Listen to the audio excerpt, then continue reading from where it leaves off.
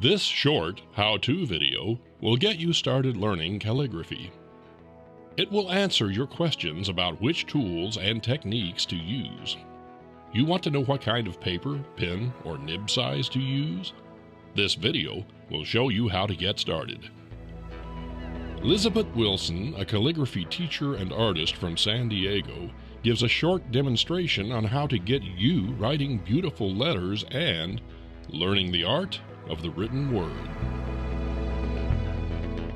In order to get started with calligraphy, we need a few essentials, but there are choices. It doesn't have to be the same for each person. Many people like to use the dip-in pen, and there are several different brands that I like. This is the Asmoroid calligraphy set, which is very fine. And then there is this set, which is made by Schaefer. It has all the cartridges here, and it comes with 3 different pen sizes. Now, in order to get it started, we just unscrew it, and we choose our nib. In this case, I think I would choose the smallest nib. I put it in, and it goes right here on the top. And then we unscrew the bottom. And this is where the cartridge would go. So we put the cartridge in here and let it get punctured. And there it is. Now it usually doesn't automatically write. So what we have to do is give it a little squeeze till we see the ink come out here. Then we know we have enough. So I squeeze this. And then give it a try. We will see how this works right now. Screw it back on.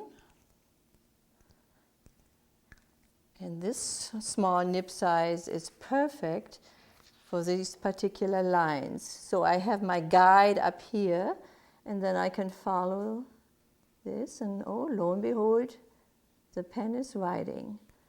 So I can copy the guide, which I have above, and practice these letters.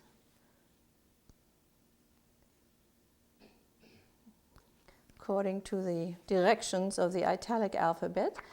Or if I want to practice capitals, I have those here on a lined, it's the broad lined paper. Then I can use that same nib and have all these capital letters here, very simple, basic shapes that are good to learn in the beginning. So now if you prefer the dip-in pen, you have to close this up so it won't dry out. Many people prefer the old-fashioned dip-in pens. And I'm starting out here with 2 new ones, 2 different brands. This is the Brause nib, made in Germany. This is the American nib called a Speedball, and this happens to be a C2. So I put that in here. And many times when we have a new nib, the ink will not stick to it. So there are 2 ways to accomplish this. And one is to just pass the pen under a match. It burns off the excess oil. So this is very simple like this, just like a dentist used to sterilize a needle. And the other way is to put a little gum arabic onto a Kleenex or a rag and wipe the pen that way. And now it should be ready to go. So we have to dip into an inkwell.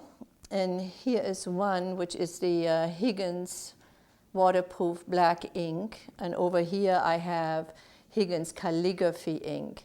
Now, if you don't have something like this for safety, and you only have an ink bottle, then the best thing is before you ever take the cap off, you take a little masking tape or any tape and tape it to your surface so that you yourself or anybody else won't knock it over accidentally.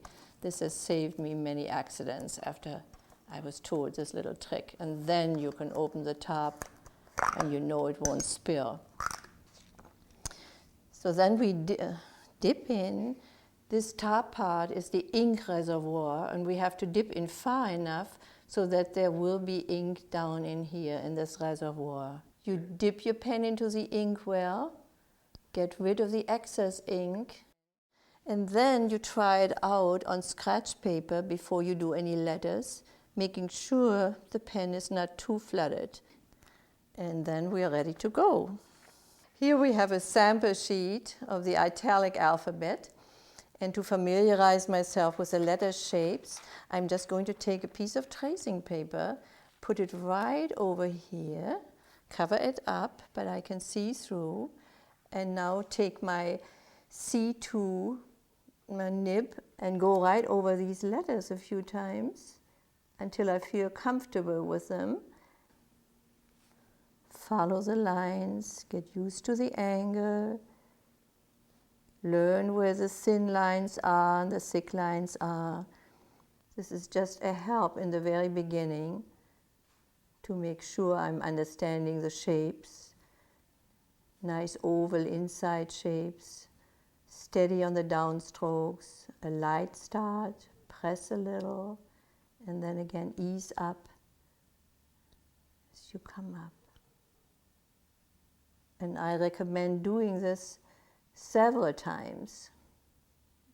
And then you put your tracing paper away and you get out one of your calligraphy papers, of which I can show a few examples. Over here, all these work well. There's the calligraphy paper from England, and here is another set of parchment paper for calligraphy. It works very well with pen and ink made by Grambacher.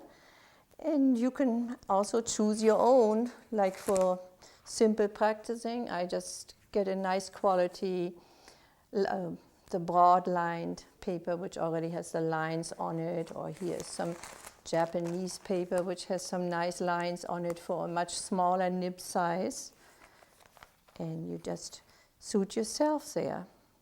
So as soon as you feel comfortable, you put your tracing paper away and you put your sample sheet in front of you so that you can see the letters, and you start out. You can draw lines if you want to, and you can also do it just plain freehand. And there again, my ink flow is just a little too much, so I get rid of a little bit more, and then we'll start right here with the A.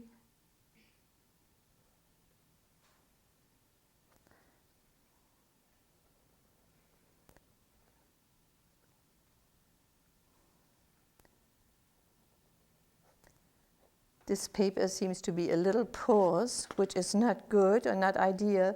I like to have real slick paper.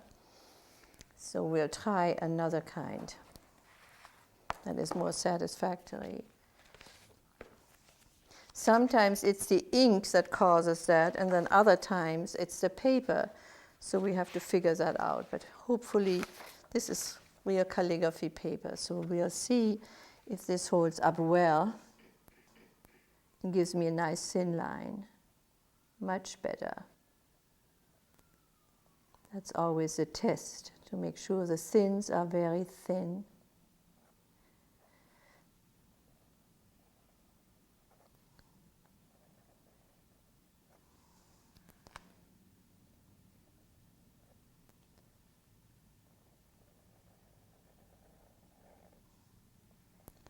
And we'll do a few capitals too. We start out with practicing the lowercase, and then the uppercase is the second step. And but those, we just start with the A, up to this point, down, and then the crossbar. You will find as you work on the capitals that there is a lot of repetition.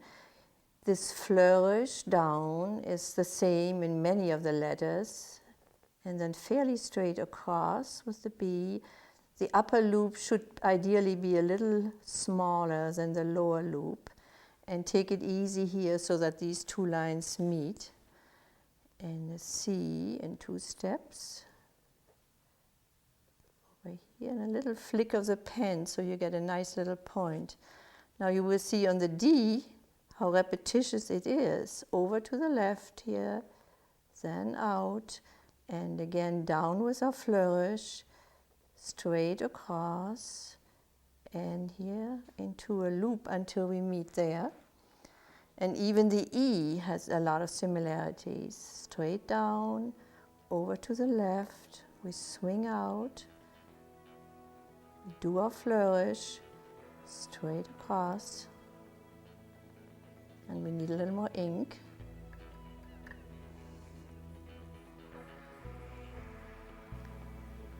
Down, and then a little flick of the pen to give you that little thin spot there. Now you see what I mean about the repetition again. So in a way, the capitals are easier to learn because there's so much repetition. Once you have this maneuver learned, you can apply it to many of the letters.